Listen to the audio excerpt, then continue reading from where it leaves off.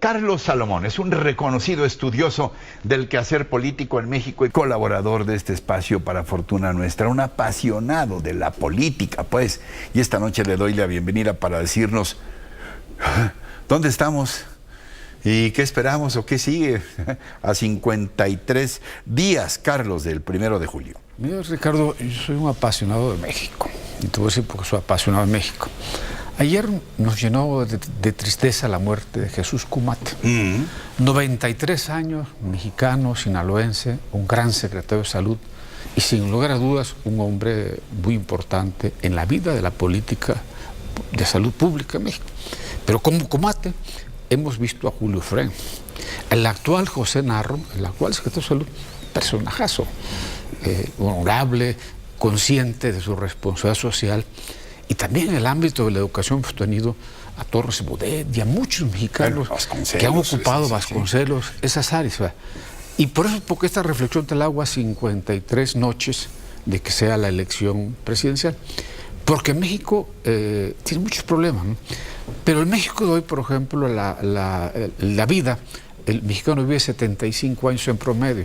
En 1930 vivía 34 años. El mexicano ha mejorado su calidad de vida, hay menos analfabetismo, hay más, la gente sabe leer y escribir. Hace 30, 40 años había mexicanos muchos que no saben leer y escribir, hoy muchos ya saben leer y escribir, son pocos los que no saben. Hoy tienes una larga vida, ¿no? Pero en este momento, a 53 días, estamos viviendo un momento como si estuviéramos en un México crispado, confrontado, de enemigos, esto. Y yo creo que la historia de México no se acaba el 1 de julio. México no empieza el 1 de julio ni con Morena, ni con el PRI, ni con el PAN, ni con nadie. México es un país que es muy importante en la vida de todos nosotros, en América Latina, y por eso te hago la referencia a Jesús Kumate. ¿Qué es lo que se requiere de cara al 1 de julio? ¿Dónde estamos parados? Estamos parados en una crispación terrible, con una iglesia que guarda silencio. En gran medida también por esto que estamos viendo, ahí tienes detrás a todos los candidatos, esta crispación, este odio que se ha generado. Y la iglesia guarda silencio, o sea, no toma partidos salvo a los temas que le interesan. Pero hay un debate ahorita entre los empresarios, entre comillas, y uno de los candidatos. Andrés Manuel López Entonces, Obrador. ayer hubo un desplegado de 4 páginas, etcétera, cuestionando los temas, y Andrés Manuel le ha puesto pimienta al asunto, ¿no? Pero los empresarios también le han puesto pimienta al asunto. Entonces, ¿qué es lo que se requiere, no? Los empresarios son importantes para generar empleo, pero no basta con los empresarios. El Estado también tiene una responsabilidad de crear las condiciones de infraestructura para que se generen los empleos que se requiere este país para evitar los ninis, ni trabajos, ni educación. Se requiere que México siga caminando después del 1 de julio. ¿Qué hemos visto en estos debates, no? La crispación de lo que es la amnistía o no amnistía, los empresarios. Tenemos que rescatar qué ideas pueden seguir construyendo este México que lo han hecho muchos mexicanos de un gran talento. Entonces lo que tenemos que hacer es bajarle la pimienta y la sal y el picante a estos debates y dejar de ver y ver quiénes están de los debates. En el caso del Consejo Coordinador Empresarial, es evidente que el Consejo no representa a todos los empresarios. El Consejo Empresarial, tú ves quién es Juan Carlos Castañón, creo que así se llama, es un mueblero de mochis, que tiene una confrontación abierta contra Andrés Manuel, pero él no representa a todos los empresarios. Y Andrés Manuel se equivoca también al querer pretender que este señor es el representante de los empresarios. Los empresarios importantes no están ahí. Están haciendo sus empleos, están trabajando en varios lados de México.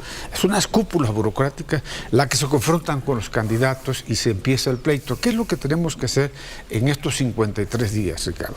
Reencontrarnos con las ideas, reencontrarnos con lo que puede ser, en lugar de vivir 75 años, 73, construir más calidad de vida, que ese programa de vacunación que un día se implementó en México y que ha quitado... Lo inventó Jesús Kumate, las semanas nacionales de vacunación, por ejemplo. Todo eso tenemos que seguir teniendo conquistas sociales para que la gente siga viviendo no en la pobreza, sino en la equidad, combatiendo la desigualdad.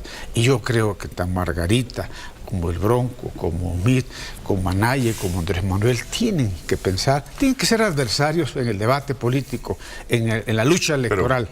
Pero México no se destruye ni se construye el 1 de julio. México existe a pesar de muchos de ellos, y eso es lo que hay que plantear de cara al 1 de julio, buscar la construcción de este tipo de México, este tipo de México de bienestar, menos desigual, un México sin ninis, que es importante, un México donde rescatemos el respeto al ejército, a las instituciones armadas, un México donde la iglesia es un referente moral y no un referente no moral. Entonces, donde entrar a la escuela sea realmente ir a aprender y no a desaprender. Evitar los enemigos a muerte, porque Y de además, eso se habla ahora. Incluso se habla de apología del asesinato.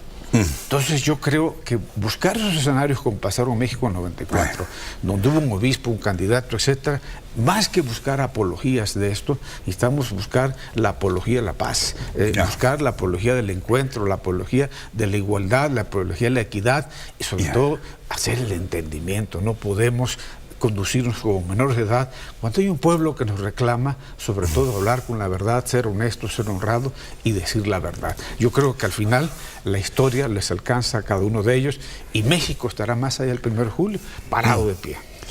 Gracias, Carlos.